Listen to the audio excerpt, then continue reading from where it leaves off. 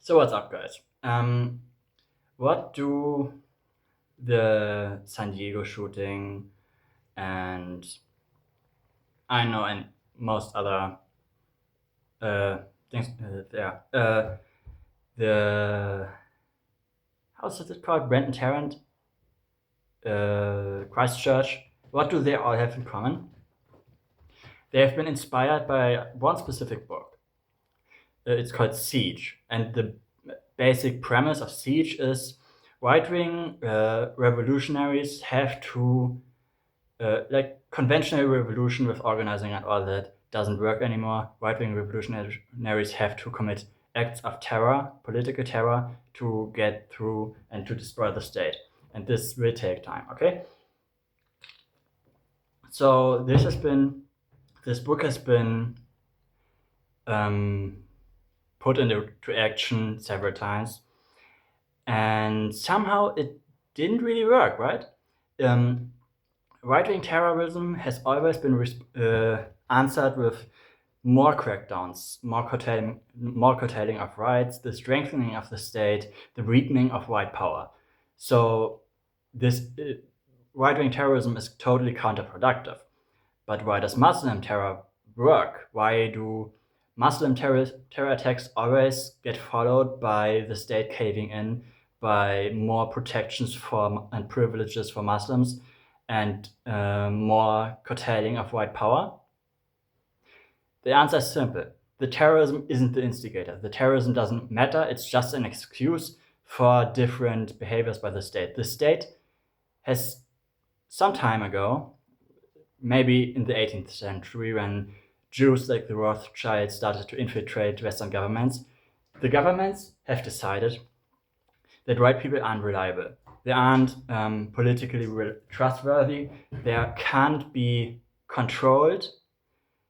And fundamentally, white people do not need the state, right? We are very self-sufficient, competent.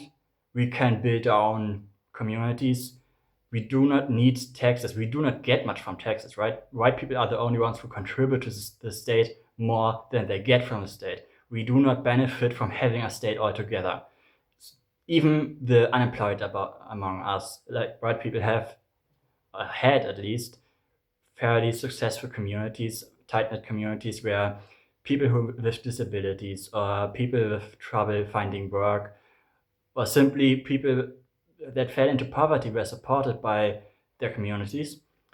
There was no state needed for this. So crime was extremely rare and was usually solved internally inside the community. Police forces didn't even exist in Europe until the 1800s. So our justice system was always fairly anarchistic in a good way. White people do not need a state, but the state needs us, right? So how do they control us? They can't really control us with benefits. They have nothing to offer us which we can't control ourselves, create ourselves, right? So what they need is to control us by force. And for that, you need soldiers. And now you have the concept of like bio-Leninism, okay? So all minorities, ethnic minorities, Muslims, gays, and Jews, and even disabled people, although disabled people on a lesser degree, because white people have never really discriminated against disabled people. They have all been elevated to a protected, privileged class, which has much more lenient laws, gets away with more, sometimes, in the case of the Muslims, gets away with like World War II level war crimes against the civilian population, especially children, and Jews obviously too, but more covertly. Yeah, my cat is sitting on my lap right now. So the obvious result of this is that if the state ever collapses, all these minorities are going to feel the full wrath of white people who have been victimized by them for decades now. And they will get slaughtered to the last man, woman, and child. in my opinion, this will happen because World War III will result in the collapse of the governments, of the Western governments especially. Um, not It's not even something I want. I prefer there not be any genocides. I want everyone to have a chance in life, except pedophiles. So maybe 90% of the Pakistani population has to die. So what I mean is, this will happen. This is the natural. This is planned like this. Okay, these minorities, like in the LGBT community too, right? How did a movement to say, okay, we don't want homosexual people who are sinful, yes, but originally didn't hurt anyone, so they could have been integrated somehow into society, because like you can't really cure that stuff.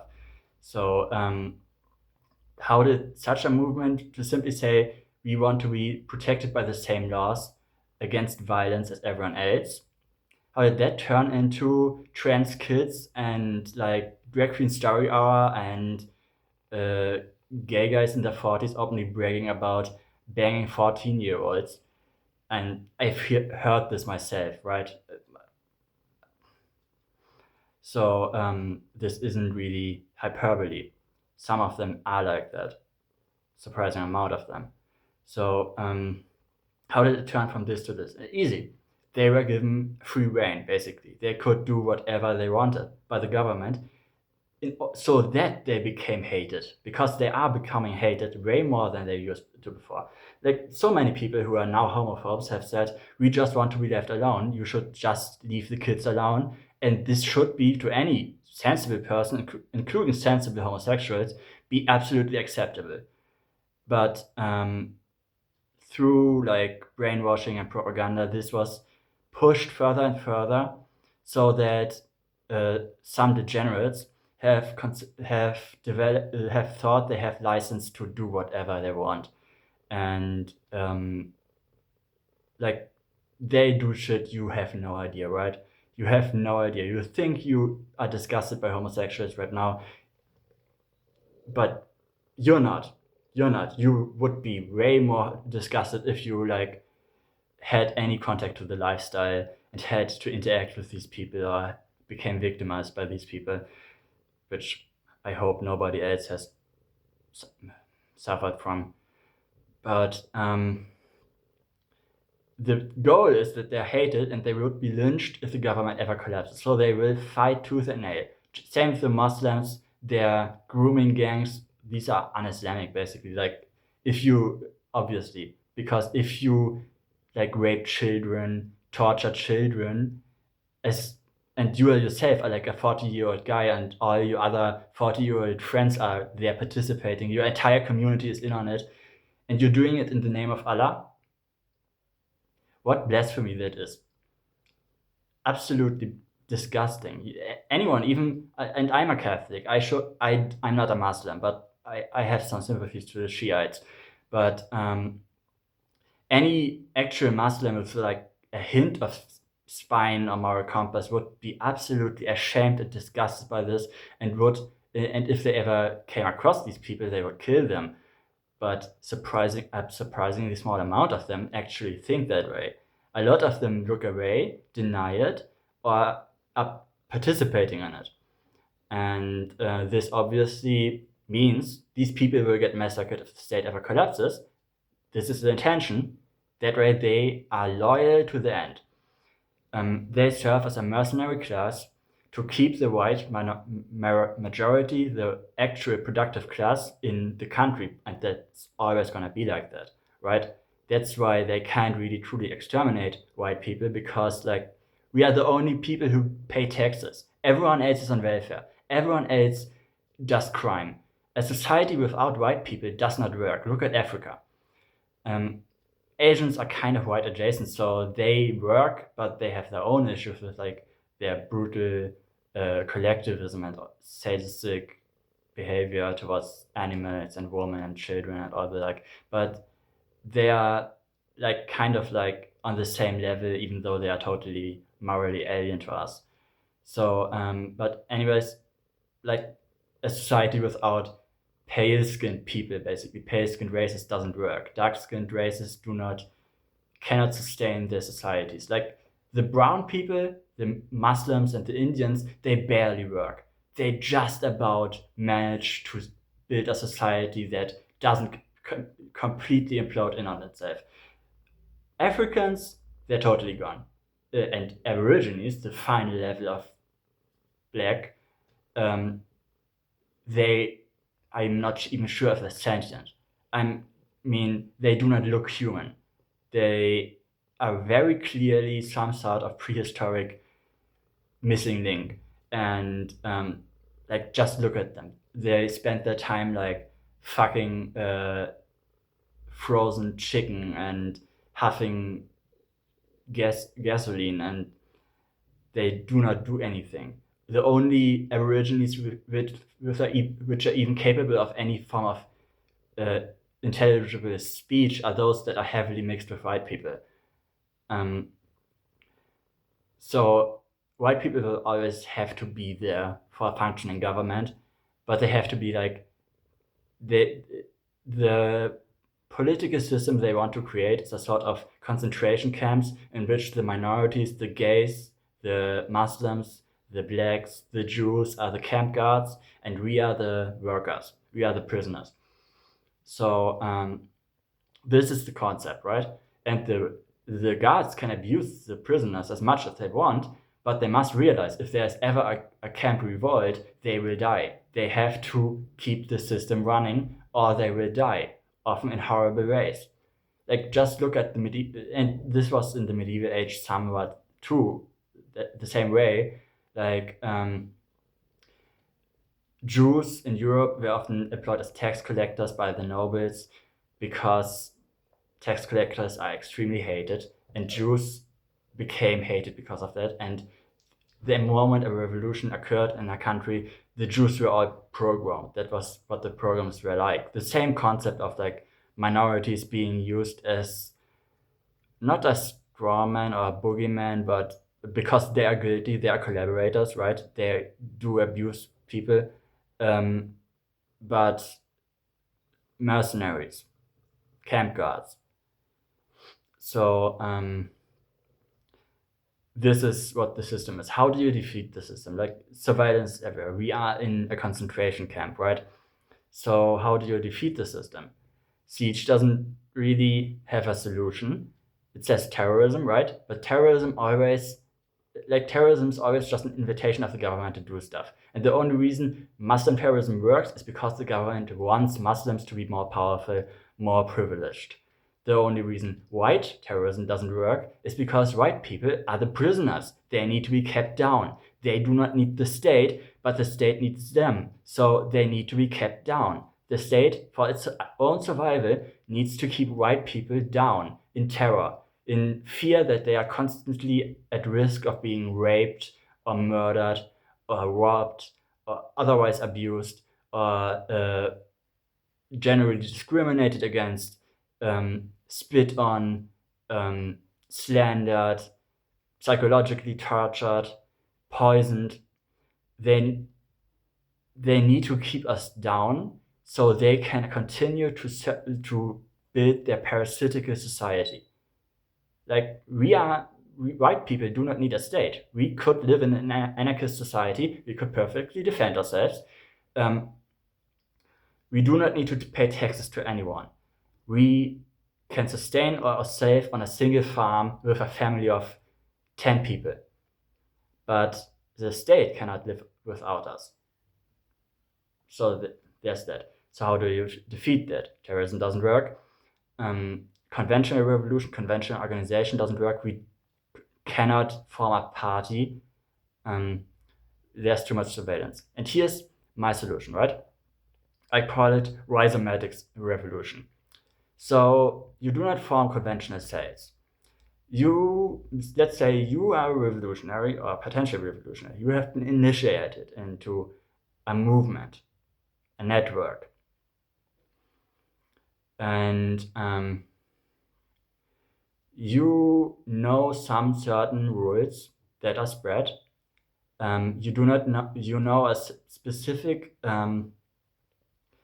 secret handshake or password that, and you have 5 friends, right? All of these 5 friends are the same as you. They also have the same passwords, but they also know each 5 friends. But these groups, these nodes, have different passwords. So each neighboring node should know maybe 2 or 3 passwords for 2 or 3 nodes, the bordering ones. And each node is only connected to the next. It's a network, right? There is no center. There is no vertical organization. It's all horizontal. There is no leader. There's not even, it should be completely informal, apart from the traditions which should be spread verbally, if anything, which nothing should be written down, nothing should be official, nothing should be in the books. And you do not do anything, right? You initiate, you meet at most with five people at once. That's your node. And this node overlaps with other nodes, right? But you at most meet with 5 people at once. You talk, and you do not break any laws. You do not do anything that could potentially cause state attention to be directed towards you. You do not write propaganda. You do not form a symbol for your movement. You do not have a name for your movement. You only have these network interconnected nodes which do not know of the next one after the neighboring one. And eventually, wait a couple years, and you're going to have infiltrated most of society. You need at least 25% of the population on your side, right? So you need a node to cover the entire territory of your country. In recruiting and initiating people, prioritize apolitical people or outwardly apolitical people who are armed, who have legal weaponry. Maybe they're hunters or they're policemen or soldiers, even better.